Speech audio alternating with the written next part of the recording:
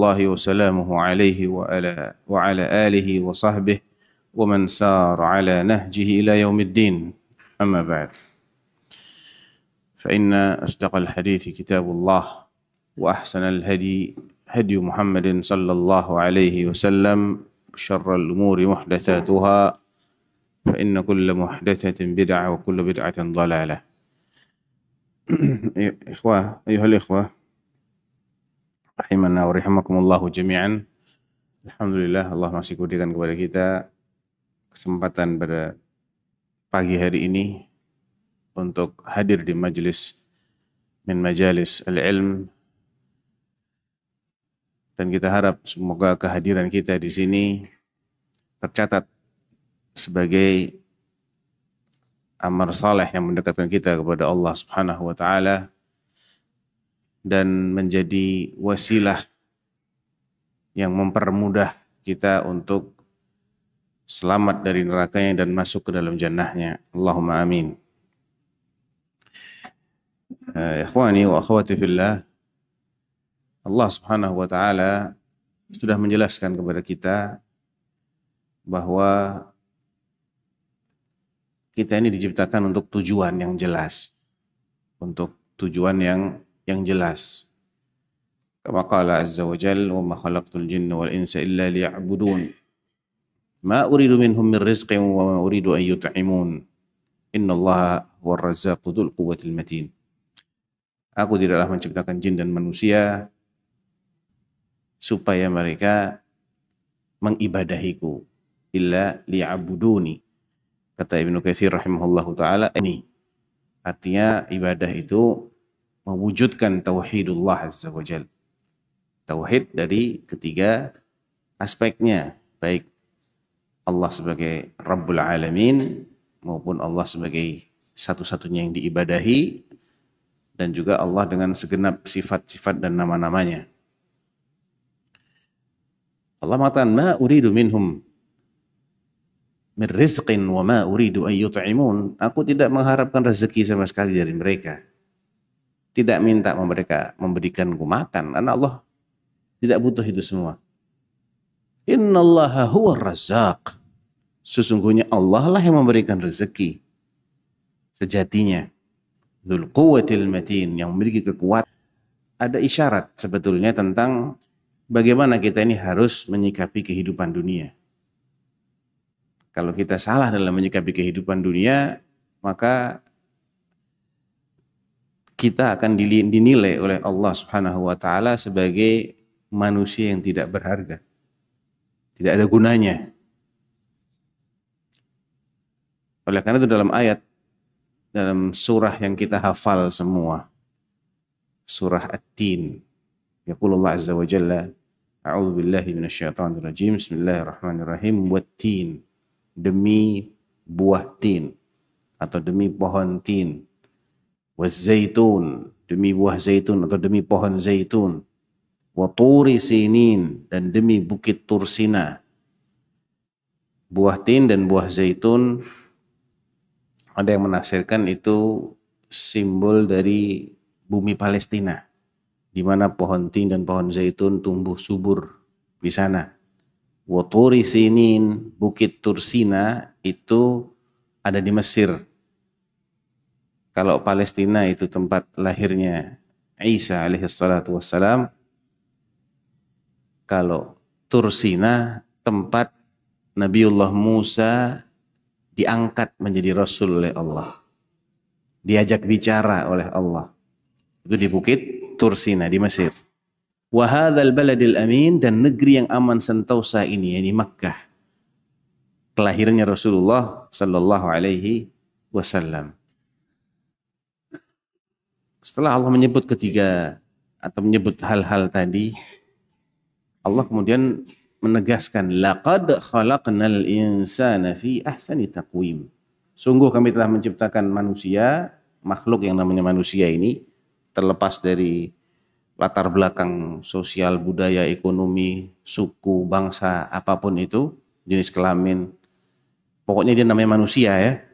Maka sesungguhnya Allah telah menciptakannya sebagai makhluk dengan penampilan yang terbaik.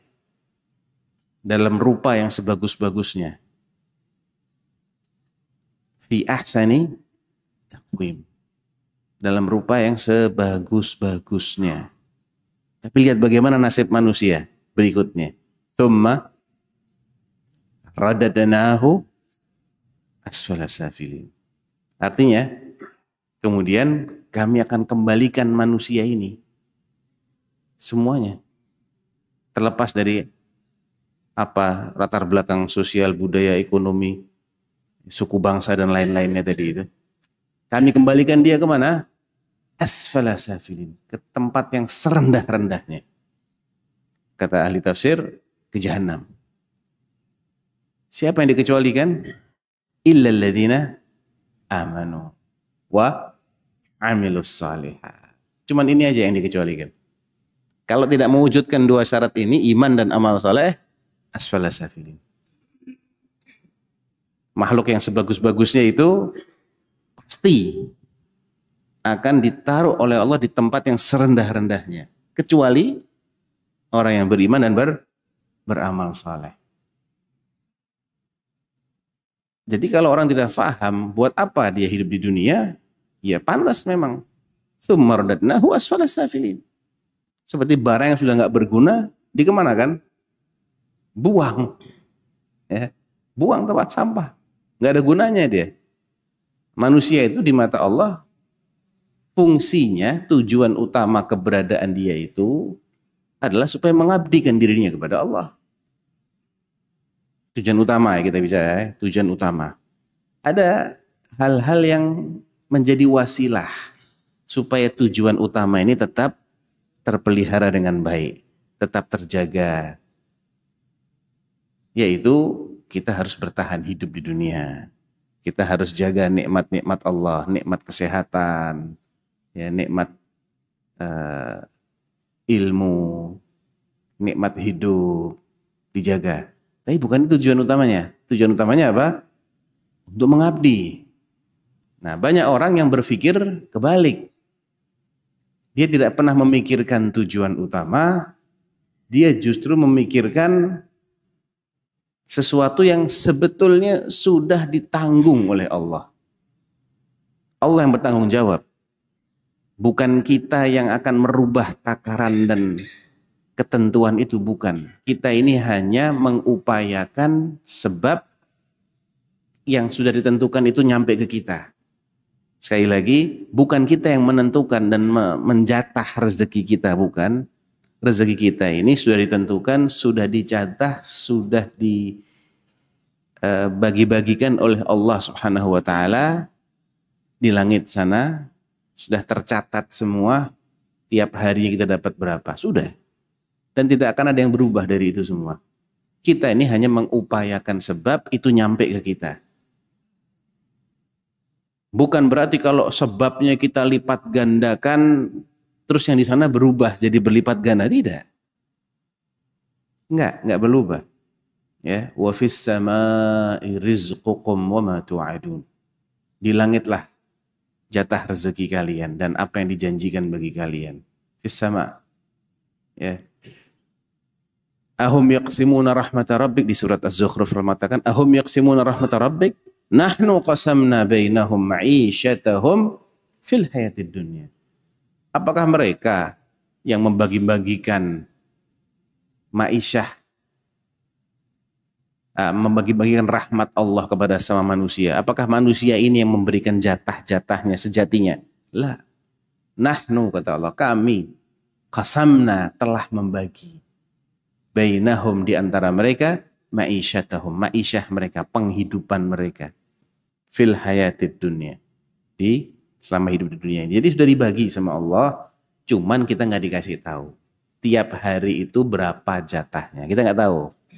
Sampai kita melewati hari itu, baru oh seharian ini saya ditakdirkan dapatnya segini ya.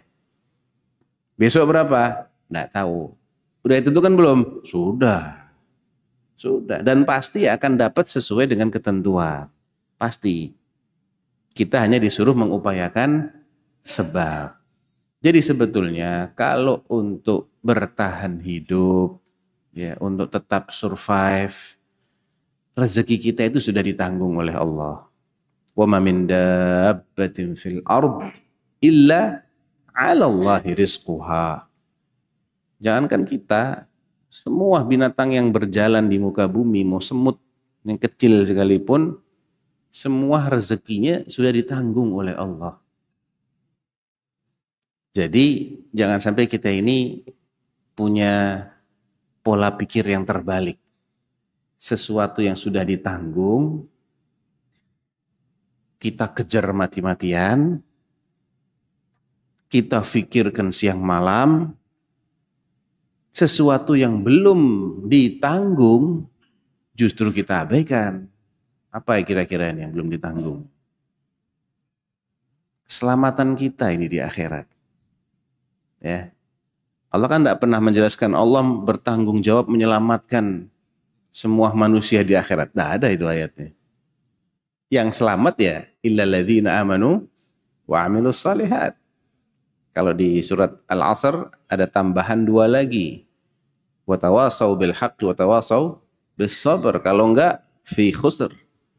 Innal insana lafi khusr illa alladzina amanu wa amilus shalihat wa tawasau bil haqq wa tawasau bis sabr. Tawasau bil haqq dan tawasau bis sabr itu bagian dari amal soleh. Bagian dari iman juga. Tapi kenapa disebutkan secara terpisah? Untuk menekankan urgensinya biar orang tidak lupa. Iman itu tidak cukup dengan kepercayaan. Iman itu perlu pembuktian yang namanya amal soleh tadi. Dan amalnya harus soleh, bukan amal sembarangan, amal semaunya, tidak, harus soleh. Dan amal soleh itu syaratnya minimal 2. Apa itu? Ikhlas sama ittiba. Berarti ada konsekuensi apa ini di sini? Ada konsekuensi, kita harus tahu ini apa yang diajarkan oleh Nabi sallallahu alaihi wasallam. Mustahil orang bisa beramal soleh kalau tidak tahu apa yang diajarkan oleh Nabi terkait amal itu. Mustahil dia beramal soleh kalau niatnya tidak lurus walaupun sesuai dengan sunnah. 2 hal ini kita nggak boleh lupa. Begitu salah satu syaratnya tidak terpenuhi, tidak disebut sebagai amal soleh. Ya. Ima dia masuknya kepada riya, sum'ah, dan lain-lain, atau dia masuknya kepada bid'ah. Ya, kalau syarat ikhlas tidak terpenuhi, berarti itu riya, syirik asghar. Sum'ah, hanya kepingin orang mendengar tentang dirinya, ingin cari popularitas. Atau riyanya tidak, cuman amalnya nggak sesuai dengan sunnah, masuknya kategori bid'ah. Rad man amila amalan laisa alaihi amruna fahuwa raddun, tertolak. Jadi yang paling kita harus pahami nomor 1 adalah bagaimana kita ini bisa berfungsi sebagaimana tujuan ciptaan kita, supaya kita nggak dibuang sama Allah, supaya kita nggak ditempatkan di tempat yang serendah-rendahnya.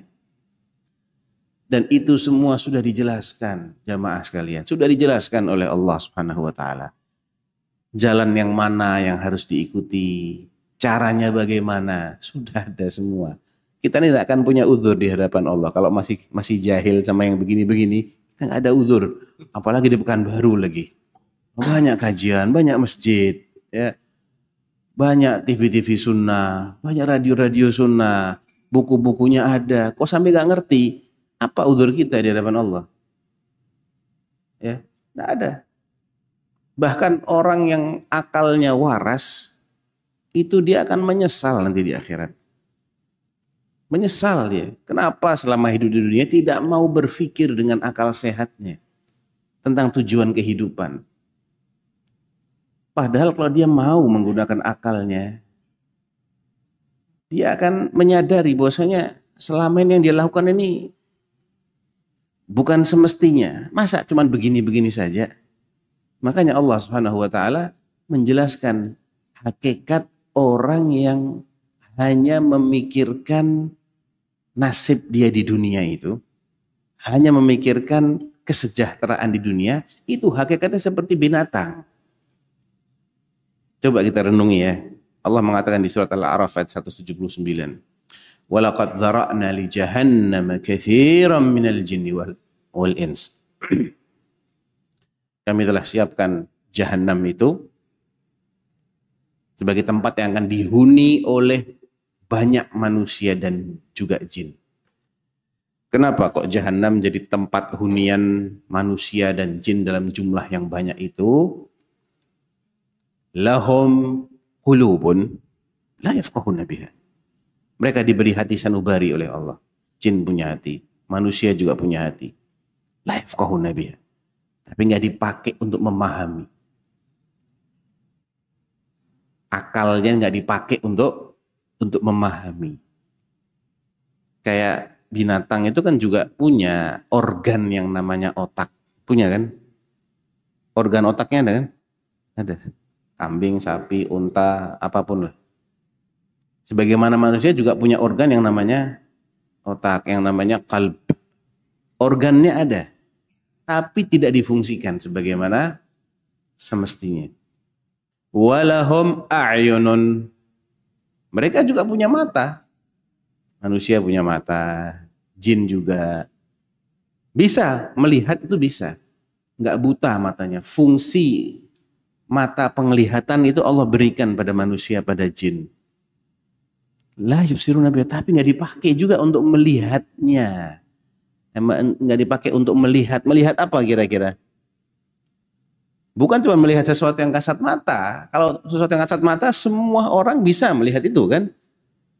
Dia berpikir tentang apa yang bisa dilihat olehnya di dunia ini, ya semuanya bisa. Tapi bukan itu yang membedakan antara orang beriman dengan orang yang tidak beriman. Bukan itu kan. Mereka melihat gunung melihat langit melihat, laut melihat, binatang-binatang melihat, tumbuhan melihat, diri mereka melihat. Bedanya apa Muslim sama kafir? Bedanya apa? Hah? Sama-sama melihat ya. Bedanya di mana? Melihatnya itu sebatas fisiknya saja. Tidak pernah merenung dan mengaitkan itu dengan Khaliknya. Kalau orang beriman, dia melihat, kemudian dia menangkap tanda-tanda kebesaran Allah di balik apa yang dia lihat. Menjadikan dia semakin ta'zim kepada Allah. Semakin mengakui, semakin tunduk. Kalau orang kafir enggak? Ya, materialis. Materi saja yang dia pikirkan. Di balik itu nggak pernah mereka mau berpikir. Yang tidak kelihatan tidak pernah mau mereka pikirkan. Karena nggak percaya. Percayanya cuma dengan apa yang dilihat. Lahum a'yunun la yubsiruna biha. Walahum adhan. Mereka juga punya telinga. Yang harusnya itu difungsikan untuk mendengarkan. Bukan cuma untuk mendengar suara. Tapi mendengar suara, nasihat, dan direnungi kemudian diikuti. Kalau cuma dengar suara, ya bedanya apa sama binatang? Binatang itu juga mendengar suara. Misalnya ada kambing kita taruh di sini, dia juga mendengar suara ana. Cuma dengar aja, tapi nggak paham dia. Ya. Makanya Allah kemudian menutup dengan kesimpulan ulaika kal an'am. Ya mereka-mereka, manusia-manusia, termasuk juga jin, yang tidak mau menggunakan hati sanubarinya untuk berpikir, nggak mau menggunakan matanya untuk melihat bukti-bukti kebenaran, tanda-tanda kebesaran Allah, nggak mau menggunakan telinganya untuk mendengarkan kalamullah, hadis Rasulullah, kemudian mengambil pelajaran darinya, wallahi nggak beda sama binatang. Betul nggak? Ya mesti benar Allah yang bilang kok. Mesti benar lah. Kal an'am bal hum adhal. Bahkan lebih tersesat sebetulnya dari binatang. Karena binatang nggak dikasih akal sama Allah. Ketika makhluk yang diberi fasilitas lebih sempurna, dia tidak mau pakai. Tapi dia justru bertingkah laku seperti makhluk yang hina. Ya kan lebih sesat berarti. Ya lebih sesat karena dia dikasih kelebihan sebetulnya di sini. Diberi sesuatu yang tidak ada pada yang lain, tapi kenapa kok tingkah lakunya seperti yang tidak diberikan akal? Yaitu binatang. Maka lebih sesat dari itu.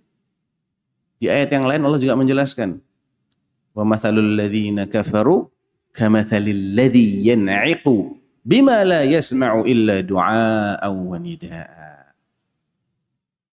Perumpamaannya orang-orang yang kafir itu seperti perumpamaan orang yang berteriak-teriak kepada sesuatu yang dia hanya mendengar suara dan teriakan saja. Tapi nggak paham diteriakin itu apa artinya.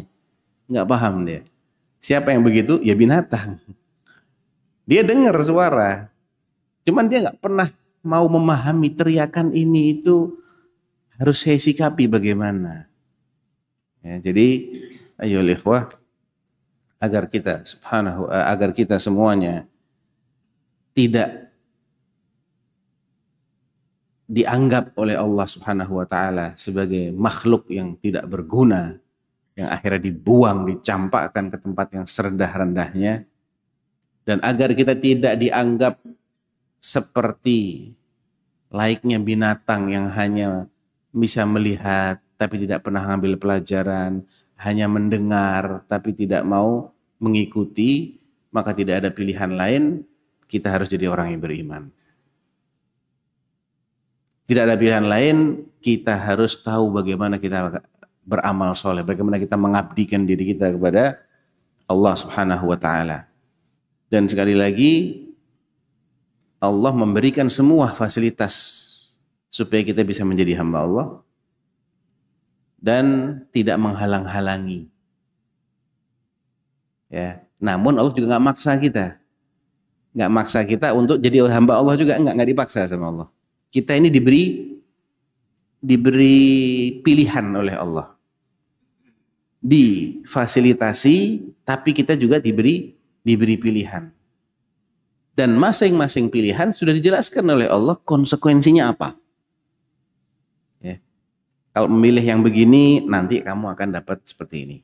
Kalau milih yang lain, ya dapatnya sesuai dengan pilihan kamu. Allah berikan fasilitas akal, penglihatan, pendengaran. Tidak hanya itu, diturunkan kitab suci dari langit, Al-Quran. Tidak hanya itu, diutus Nabi untuk menjelaskan bagaimana kita ini memahami kalamullah, bagaimana kita melaksanakan perintah-perintah Al-Quran. Tidak hanya itu, bahkan Allah hidupkan pewarisnya para nabi, para ahli ilmu. Dari sejak Nabi meninggal sampai hari ini, ulama belum punah kan? Masih ada orang yang melanjutkan dakwahnya para nabi, menyebarkan ilmu. Jadi kalau masih ada orang yang tidak faham juga, salah dia kan? Dia tidak pakai fasilitas ini. Dia abaikan nikmat-nikmat Allah yang besar ini. Ya. Dia nggak akan punya hujah di hadapan Allah. Nggak akan punya argumentasi untuk membebaskan dirinya dari konsekuensi sikap dia yang fatal ini. Makanya Imam Syafi'i rahimahullahu ta'ala mengatakan, Lau ma anzalallahu hujjatan ala khalqihi illa hadhihi surah lakafathum. Seandainya Allah Subhanahu wa ta'ala tidak menurunkan hujjah, argumentasi, yang setelah argumentasi ini turun, penjelasan itu sudah disampaikan, maka tidak ada alasan lagi bagi hambanya untuk tidak bersikap. Seandainya tidak diturunkan kecuali surat ini aja, surat wal asr innal insana lafi khusr illa alladziina amanu wa 'amilus shalihat wa tawassaw bil haqq wa tawassaw bis sabr. Seandainya cuma ini yang Allah turunkan, itu sudah cukup. Karena udah jelas secara global ya. Semua demi masa. Ada yang mengatakan wal asr itu artinya demi waktu asar. Ada yang menafsirkan demi sholat asar. Ada juga yang menafsirkan demi waktu masa secara umum. Innal insan, sesungguhnya umat manusia itu. Pakai alif lam al jinsiyah al istighraqiyah. Al insan, semua manusia. Jadi tidak ada yang terkecualikan. Mau apapun latar belakangnya, selama dia masih dinamakan manusia, dia kena ayat ini. Lafi, benar-benar berada dalam kerugian, kebinasaan, kecelakaan. Illa, kecuali. Udah jelas kan? Kalau mau nggak celaka, nggak binasa, nggak rugi, wujudkan setelah illa itu. alladzina amanu wa amilus solihat wa tawasau bil haq wa tawasau bis sabr. Ya, sebagaimana sudah dijelaskan oleh Allah cara untuk membebaskan dari kecelakaan, dari kerugian besar, dan Allah juga mendetailkan melalui sunnahnya Rasulullah Sallallahu Alaihi Wasallam, diutus Rasulullah Sallallahu Alaihi Wasallam. Ya. Maka tidak ada hujah lagi bagi manusia yang tidak mau mengikuti peringatan ini. Taib. Dan ini tidak berarti orang yang sudah beriman dan beramal soleh itu kemudian tidak bekerja, jemaah. Tidak. Bermalas-malasan. Tidak. Itu salah itu. Salah, itu bukan ahlus sunnah. Ahlus sunnah bukanlah orang yang malas. Ahlus sunnah bukan orang yang berpangku tangan dan menyandarkan hidupnya kepada orang lain. Bukan. Ahlus sunnah itu memahami dalil dengan benar. Betul, Allah menanggung rezeki setiap manusia. Tapi dia pahami dengan benar, bukan dipahami semaunya dia, tidak. Kalau dipahami, kalau gitu kita nggak usah kerja. Salah, nggak begitu. Karena termasuk sunnatullah, segala akibat itu ada sebab. Orang mendapatkan rezeki itu akibat dari sebab kerja. Ya. Tawakal harus kepada Allah, tapi harus ada upaya. Karena Allah SWT tidak menakdirkan sesuatu kecuali ada sebab-sebabnya juga ini yang ditakdirkan oleh Allah SWT. Makanya dalam hadis yang sangat populer, Nabi SAW mengatakan, lau annakum, seandainya kalian itu tawakkaltum 'ala Allahi haqqa tawakkulih, benar-benar bertawakal kepada Allah, la razaqakum kama yarzuqut thair, niscaya Allah akan memberikan rezeki kalian seperti memberikan rezeki kepada burung. Perhatikan burung itu. Ada burung yang tetap hidup hanya dengan di sarangnya, tidak melakukan apa-apa. Ada nggak? Nggak ada. Kecuali anak burung dikasih makan sama induknya. Nah itu sebabnya itu dikasih makan itu. Kalau induknya nggak ada dan dia tidak mau cari makan sendiri, ya kelaparan ya mati. Ya. Paling tidak si anak ini dia siap-siap gitu ya, teriak-teriak, memberikan isyarat kepada induknya dia lapar. Datanglah, tergeraklah si induk itu untuk cari makan. Kayak bayi manusia kalau lapar nangis, ibunya tergerak untuk menyusui. Itu sebab. Ya. Kata Nabi SAW, la razaqakum kama yarzuqut thair taghdu bimasa. Dia di pagi hari burung itu terbang meninggalkan sarangnya. Ini sebab. Cari makan dia. Dalam keadaan perutnya kosong. Belum dapat rezekinya hari itu. Wa taruhu bitana. Di sore hari dia balik ke sarangnya, sudah terisi perutnya. Nah, berapa banyak isi perutnya itu Allah yang nentukan. Tapi terbangnya si burung itu adalah sebab yang harus dia kerjakan supaya ketentuan Allah itu terrealisasi. Jadi seorang muslim itu harus benar dalam memahami bahwasanya rezeki sudah ditanggung. Iya, ditanggung. Semuanya itu ditanggung, semuanya ditakdirkan sama Allah. Jangan cuma rezeki.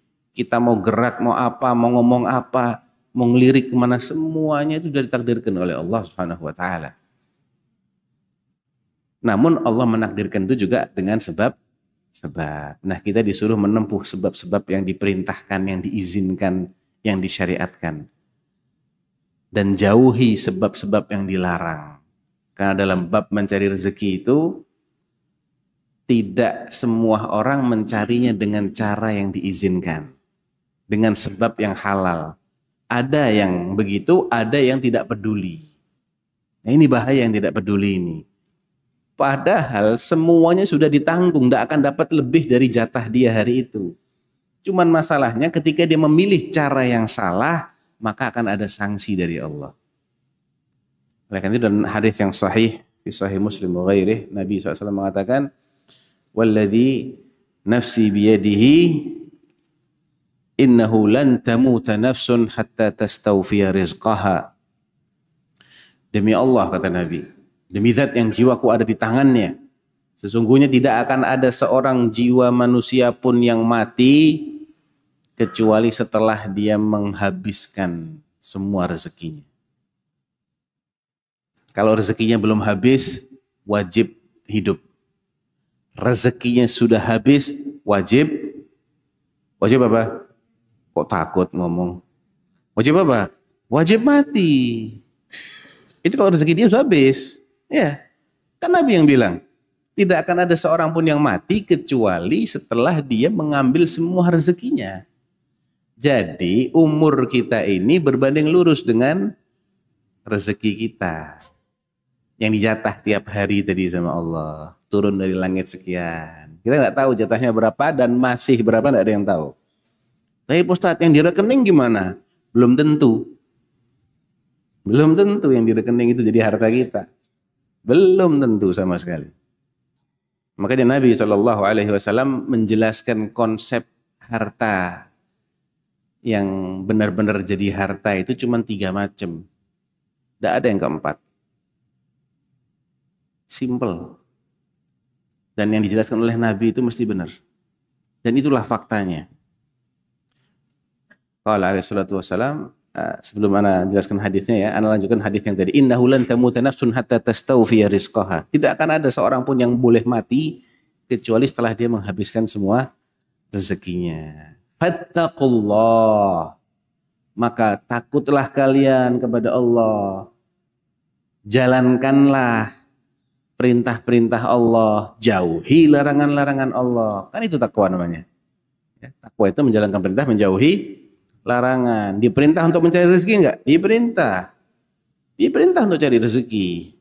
Ya, wala tansa nasibaka minad dunya, kulu washrabu wala tusrifu. Perintah. Fa idza qudiyatis salatu fantashiru fil ardi wabtaghu min fadlillah. Perintah. Udah Jumatan, bertebaran di muka bumi. Jangan cuma duduk di masjid. Sandar di masjid, baca wirid, terus kenyang gitu. Nggak ada ceritanya. Ya, nggak ada ceritanya. Nabi aja nggak kayak gitu. Ya, nggak kayak gitu. Ada sebab-sebab yang diperintahkan, dipuji oleh Allah. Ada sebab-sebab yang tercela. Sebab juga minta-minta. Bisa kerja tapi minta-minta, males dia. Tercela itu. Tercela itu.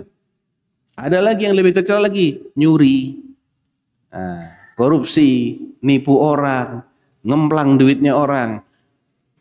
Ya dapat, tapi haram. Fattaqullah wa ajmilu fit talab, kata Nabi SAW. Bertakwalah kalian kepada Allah dan carilah rezeki itu dengan cara yang baik. Bi akhdhil halal wa tarkil haram.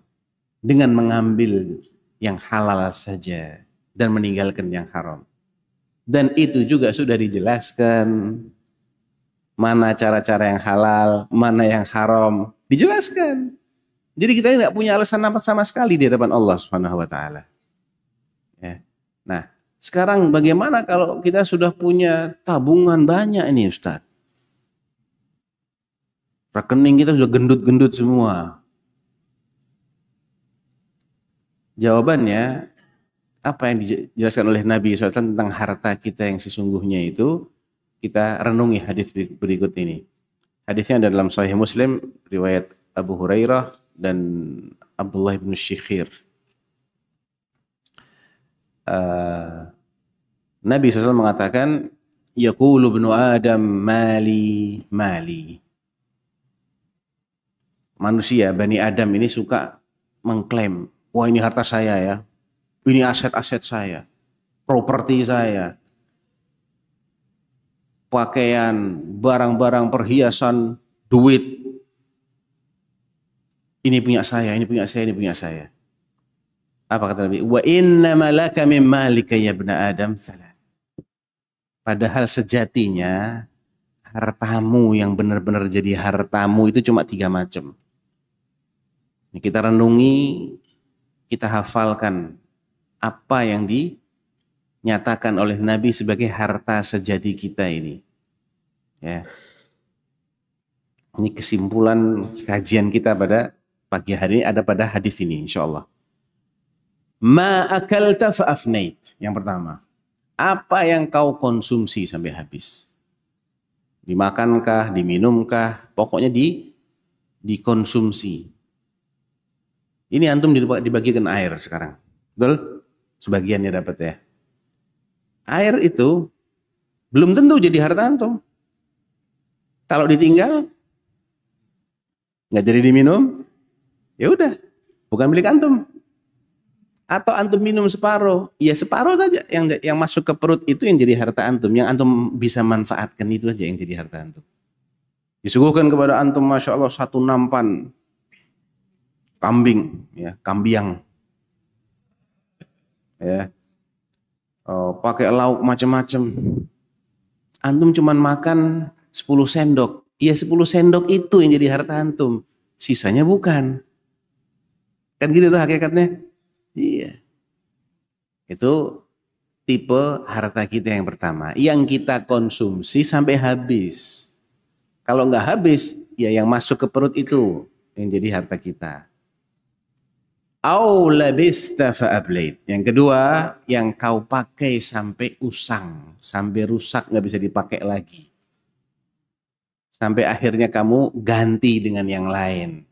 Pakaian, perabotan, kendaraan, semua yang sifatnya untuk dipakai, itu hanya akan menjadi harta kita selama kita memakainya. Dan kadang-kadang kita punyanya kebanyakan, sehingga tidak semuanya dipakai. Ya, nggak semuanya jadi harta kita yang bermanfaat, enggak. Saat kita bisa pakai, itu bermanfaat. Saat nggak dipakai, ya nggak ada manfaatnya. Dan ujung-ujungnya belum tentu tetap jadi milik kita. Belum tentu. Au labista fa'ablait. Yang ketiga, au tasaddaqta faqtanait. Atau harta yang kamu sedekahkan. Dan itulah yang kamu simpan untuk dirimu.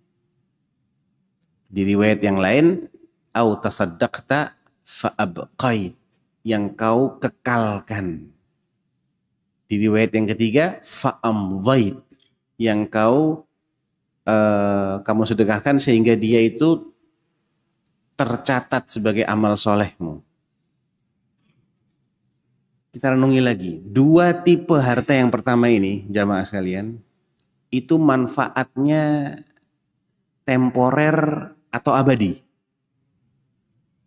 Temporer. Hanya selama kita hidup. Bahkan selama dia masih bisa dipakai, belum rusak duluan. Ya. Kadang-kadang orang sudah pesen tuh nasi 1 nampan kambiang tadi itu. Dia lupa nggak dimakan-makan, bau, nggak jadi harta dia. Mau dimakan sudah bau, nggak bisa dimanfaatkan, nggak jadi harta dia itu. Ya. Orang beli sandal bagus, taruh di masjid. Selesai sholat hilang itu sandalnya. Ya, kadang belum kita maksimal memanfaatkan saking temporernya 2 tipe harta yang pertama tadi. Yang kita makan ataupun yang kita pakai. Kalaupun dimakan, hanya sesaat saja kita bisa menikmati. Betul nggak? Dan itu pun banyak syarat dan ketentuan yang harus kita penuhi supaya kita bisa menikmati apa yang kita konsumsi atau apa yang kita pakai. Nah, ini menegaskan dan membuktikan kebenaran firman Allah bahwa nikmat dunia itu kenikmatan yang menipu. Ya. Kenikmatan yang menipu. Wa mal hayatud dunya illa mata' al-ghurur. Tidak lebih dari itu. Kenapa menipu? Orang mau makan nih, makanan favorit dia. Bapak apa favoritnya, Pak? Sate. Sate apa, Pak? Kambiang juga. Wah, Masya Allah. Kira-kira kalau saya kasih sate setiap hari, Pak, Bosan. Padahal anak belum sebut berapa tusuk. Udah bilang bosan dulu dia. Katanya makanan favorit. Berarti syarat pertama yang harus dipenuhi, jangan sering-sering. Walaupun makanan favorit. Betul? Yang kedua, udah saya kasih sekali aja Pak sehari Pak. Tapi 100 tusuk. Waduh. Nggak bangun lagi bisa-bisa Ustadz nanti. Ya. Masuk IGD itu bisa-bisa. Ada syarat kedua, nggak boleh kebanyakan. Ya udah Pak, saya nggak kasih setiap hari, nggak kasih 100 tusuk. Saya kasih cuman 1 tusuk. Tapi lagi sakit gigi. Geraham lagi cenut-cenut. Nggak bisa juga, walaupun 1 tusuk kita nggak bisa nikmati. Ada syarat ketiga, harus sehat. Banyak ini syaratnya. Dan bahkan makanan itu harus kita keluarkan lagi. Kalau nggak jadi penyakit dia. Betul? Betul. Jadi subhanallah betapa temporernya nikmat harta yang pertama yang kita makan ini. Demikian juga yang kita pakai. Termasuk rumah tempat tinggal kita, kendaraan kita. Sesuatu yang awalnya kita anggap, wah bagus ya rumahnya. Iya bagus, karena belum pernah punya rumah kayak gitu. Jarang masuk rumah seperti itu. Tapi kalau dia sudah masuki, dia tinggalin setahun, ya biasa aja kesannya kan. Nggak istimewa lagi, enggak. Orang nggak pernah masuk hotel berbintang, wah keren ini hotelnya, Masya Allah. Tapi kalau dia sudah sering tinggal di hotel berbintang, biasa aja. Orang nggak pernah pakai pakaian yang mahal, ya dia akan merasa mewah ketika dia pertama kali. Tapi kalau sudah biasa, ya biasa. Dan ada bosan juga. Jadi banyak sekali kenikmatan dunia ini yang hanya bisa dinikmati dengan syarat dan ketentuan yang berlaku. Nggak terpenuhi syaratnya, nggak jadi nikmat. Jadi penyakit. Bandingkan dengan yang ketiga. Yang kita sedekahkan. Baik sedekahnya, sedekah yang hukumnya wajib seperti zakat misalnya. Menafkahi keluarga. Membayar utang. Wajib loh ya, bayar utang itu. Ya, wajib nggak bayar utang? Wajib. Ya. Bayar kafarat, kalau ada pelanggaran-pelanggaran, itu sedekah yang wajib hukumnya. Atau yang hukumnya sunnah. Ya sedekah ke fakir miskin, santunin anak yatim, janda, kemudian wakaf, dan lain-lain. Itu yang sejatinya manfaatnya itu paling maksimal. Kenapa? Karena kita akan merasakan manfaatnya pertama bukan di dunia. Kalau di dunia S dan K berlaku lagi nanti. Yang pertama umur kita ini singkat. 60-70 tahun rata-rata kan umurnya umatnya Rasulullah SAW. Dan tidak berarti kita bisa menikmati selama umur kita itu enggak. Emang kita makan 60 tahun enggak pernah berhenti makan. Enggak, paling berapa jam kita. Ya. Kalau kita kumpulkan waktu yang kita pakai untuk makan itu sedikit. Menggunakan harta kita juga tidak 24 jam kita pakai. Sampai umur tertentu baru dia bisa nikmati itu. Ya. Nanti puncak kenikmatannya di umur tertentu, setelah itu mulai menurun. Ya. Nggak bisa seperti dulu lagi. Udah mulai sakit-sakitan. Sangat singkat banget pokoknya dunia ini. Bandingkan dengan sedekah yang kita akan nikmati di akhirat. Pertama, akhirat itu tidak dibatasi. Nggak, kamu nanti masuk surga 10 tahun aja ya. Nggak boleh lebih. Nggak ada. Nggak dibatasi sama Allah. Betul kan? Khalidina fiha abada. Selama-lamanya udah. Nggak keluar lagi. Yang pertama karena dia tidak dibatasi waktunya. Yang kedua, Allah itu memberikan balasan bukan 1:1. Kalau amal soleh, Allah akan balas minimal 10 kali lipat. Minimal itu. Infak fi sabilillah, apa kata Allah? Mathalul ladzina yunfiquna amwalahum fi sabilillah kamathali habbah ambatat 7 sanabil fi kulli sumbulatin 100 habbah. Perumpamaan mereka yang menginfakkan hartanya di jalan Allah Itu seperti orang yang menanam satu butir gandum atau padi mungkin, dia tumbuh keluar 7 tangkai. Dan di masing-masing tangkai ada 100 butir. 1 sampai 700 kali, nggak berhenti di 700 kali jamaah. Wallahu yudha'ifu liman yasha. Dan Allah masih melipat gandakan bagi siapa yang Allah kehendaki. Bisa lebih dari 700 kali. Bisa lebih. Makanya Sayyidina Utsman bin Affan radhiyallahu anhu, sahabat yang terkenal dengan kedermawanannya itu, ketika Nabi mau perang, mau berangkat ke Tabuk di tahun ke-9 Hijriah. Mau perang mendatangi pasukan Romawi yang jaraknya itu 700 mil dari kota Madinah.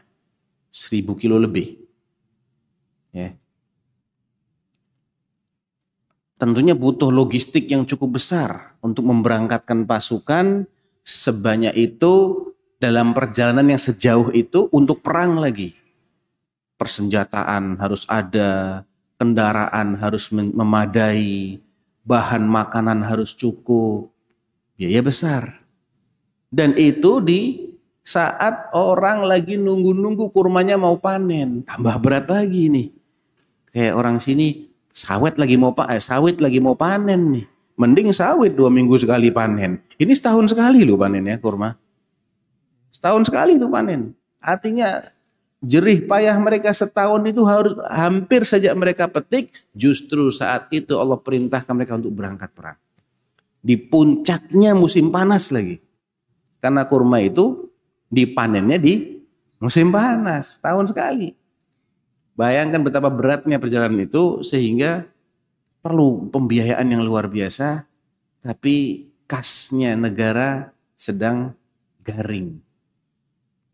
Subhanallah, di hampir bersamaan datang itu kafilah dagangnya Sayyidina Utsman bin Affan. Biasa kan orang-orang Quraisy itu punya kebiasaan dagang, ekspor impor kalau sekarang istilahnya. Ke negeri Syam sama ke negeri Yaman. Mereka kirim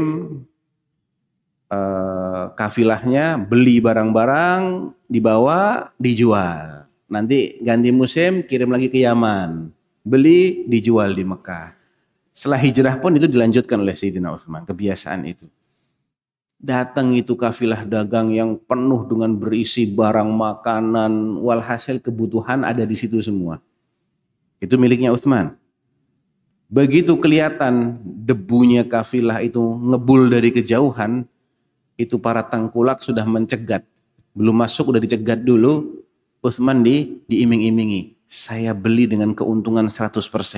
Bagaimana? Semuanya saya borong. Katanya Utsman, ada yang lebih tinggi dari itu. 200%. Ada yang lebih tinggi dari itu. 300. Ada yang lebih tinggi. Sampai 7 kali lipat. Ya, mau dikasih keuntungan 7 kali lipat. Kata Utsman, ada yang lebih tinggi dari itu. Enggak mungkin ada, kata mereka. Siapa yang bisa beli dengan keuntungan 7 kali lipat? Ini sudah luar biasa ini. Qal Allah. Allah bisa ngasih 700 kali. Minimalnya 10. Ya. Apa yang dilakukan oleh Utsman? Dia datang kepada Rasulullah. Ya Rasulullah, kafilah dan isinya aku serahkan kepadamu. Fadha'ha ya Rasulullah haitsu syi'ta. Terserah kamu mau gunakan, terserah engkau ya Rasulullah. Ya, nggak ngambil satu peser pun Utsman. Langsung berseri-seri itu wajahnya Rasulullah, berbinar kedua bola matanya Rasulullah. Apa kata Rasulullah? Ma dharra Utsman ma fa'ala ba'da al-yawm. Ma dharra Utsman ma fa'ala ba'da al-yawm. Ma dharra Utsman ma fa'ala ba'da al-yawm.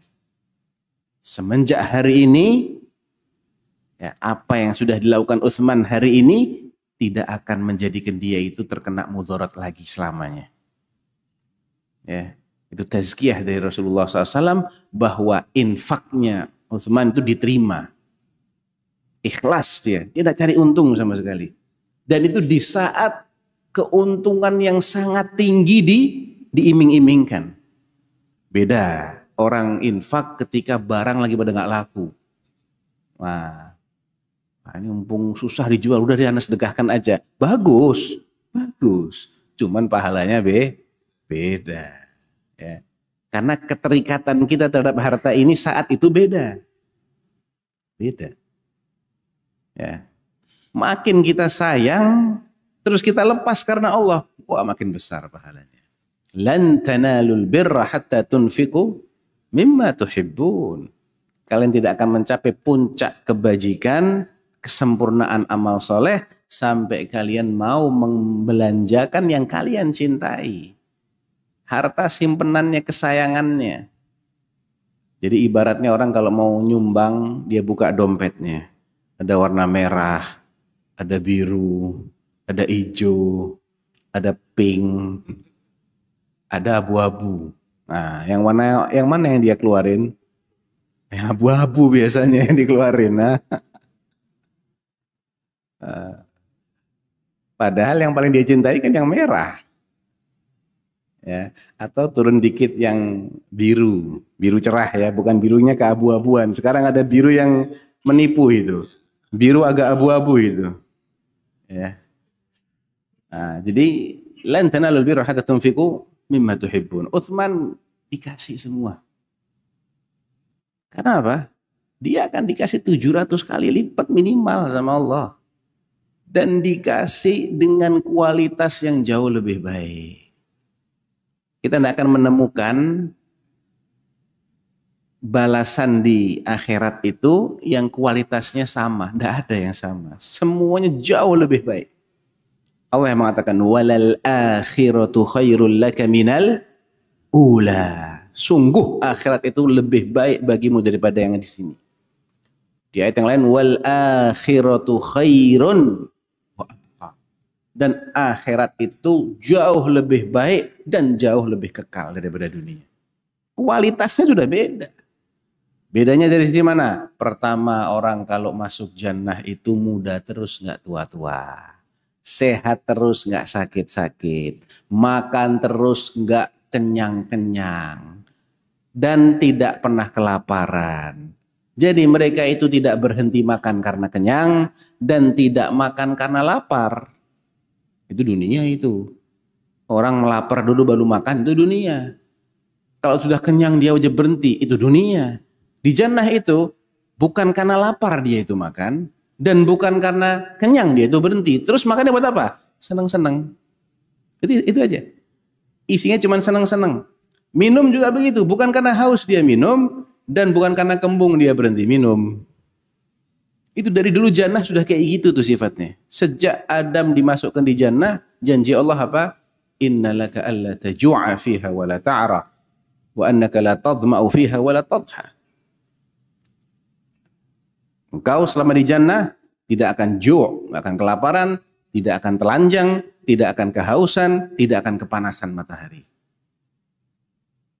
Asalkan ikutin aturan Allah. Ketika dia melanggar, dicabut setelah itu nikmatnya. Nikmat pakaiannya dicabut sama Allah. Kemudian diturunkan ke dunia. Akhirnya kelaparanlah kita. Kepanasanlah kita. Kehausanlah kita. Ya. Karena dunia ini, kalau di jannah, tenang, nggak perlu. Harus lapar dulu. Jadi makan tidak keluar jadi kotoran. Nah itu dunia itu. Orang buang ingus, harus kencing, harus BAB, perempuannya ada yang haid, ada yang nifas, nanti lama-lama tua keriput, membungkuk, badannya sakit-sakitan. Itu dunia. Di jannah itu umur kita 33 tahun, enggak nambah, enggak kurang. Dipilihkan umur paling ideal, umur paling puncak kebugarannya. Ya. Kekuatannya dimaksimalkan sama Allah. Jadi dari segi kualitasnya sudah jauh berbeda. Belum lagi lamanya bisa menikmati itu. Makanya yang paling manfaat dari harta kita itu adalah yang tipe ketiga. Terus yang lain-lain gimana? Yang nggak sempat kita makan atau kita makannya sebagian, yang belum sempat kita pakai sampai rusak, yang belum sempat kita sedekahkan masih di rekening. Wa amma siwa dzalika ya ibna Adam fadzahibun wa tarikuhu linnas. Yang selain itu wahai anak Adam akan pergi, hilang, dan kau tinggalkan buat orang lain. Betul nggak? Betul. Hakikatnya itu. Walaupun rekeningnya atas nama antum, tapi cuma di rekening, nggak keluar dari rekening, cuma di dompet, nggak keluar dari dompet, wallahi nggak ada manfaatnya. Sekarang anak kasih, umpamanya ini anak punya duit 1 miliar nih, umpama ya, anak nggak punya duit segitu, umpama, anak kasih, Pak siapa namanya Pak? Pak Dani. Pak Dani, saya kasih uang 1 miliar, tapi dipegang aja Pak ya. Dikantongin aja Pak. Boleh taruh di berangkas. Jangan dikeluarin dari berangkas. Mau Pak? Hah? Buat apa manfaatnya? Tidak ada manfaatnya. Simpen rekening Pak. Simpen aja. Tiap hari dilihat nggak apa-apa Pak. Masya Allah. 1 miliar. Nolnya itu nggak apa-apa Pak. Nolnya 9. Tapi jangan ada yang ditransfer. Jangan ada yang ditarik pakai ATM. Ke bank jangan. Simpen aja udah. Ya, pelototin tiap hari nggak apa-apa Pak. Ya, kalau uangnya ada fisiknya nggak apa-apa. Peluk-peluk, cium-cium boleh, nggak apa-apa. Taruh di bawah kasur boleh, tapi jangan ada yang dibelanjakan. Nggak manfaat toh. Capek Ustadz, bawa uang 1 M cuma dibawa, dipikul-pikul, capek. Makanya benarlah apa kata Al-Imam Hasan Al-Basri rahimahullahu ta'ala yang mengatakan bi'sar rafiqan ad-dirhamu wad-dinar. Sejelek-jelek pendamping, penyerta itu dirham sama dinar. Kok jelek kenapa? Padahal kita kalau nggak bawa duit pusing kita. Nggak ada duit nih, ATM, saldonya kosong. Buka dompet tinggal yang abu-abu tuh. Selembar. Bingung kan kita? Bingung. Kok dikatakan sejelek-jelek pendamping itu duit? Karena pendamping ini tidak ada manfaatnya selama dia mendampingi. Itu masalahnya. La yanfa'anik hatta yufariqanik. Keduanya tidak akan pernah memberikan manfaat. Ya. Yang gantilah warnanya. Masa dari dulu abu-abu aja. Ya. Ganti yang biru cerah. Ya bagus lagi yang merah, ya yang merah cerah. Itu. Atau minimal naiklah yang coklat, nggak apa-apa. Kan lumayan tuh yang coklat tuh. Jadi itu jamaah sekalian, mudah-mudahan kajian kita pada pagi hari ini bisa dijadikan sebagai peringatan buat saya pribadi maupun buat jamaah sekalian. Wallahu ta'ala alam wa sallallahu ala nabiyyina Muhammad wa ala alihi wa sahbihi wasallam. Assalamualaikum warahmatullahi wabarakatuh.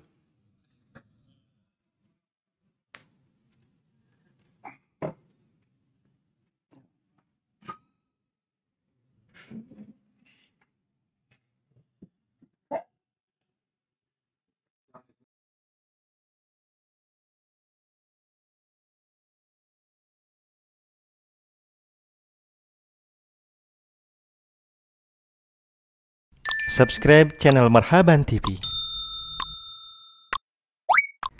Ikuti akun sosial media Marhaban TV, siaran Telegram, grup WhatsApp. Yuk berdakwah bersama kami. Dukung operasional dakwah dan sosial kami. Raih pahala jariah yang terus mengalir sampai hari kiamat. Jazakumullahu khairan.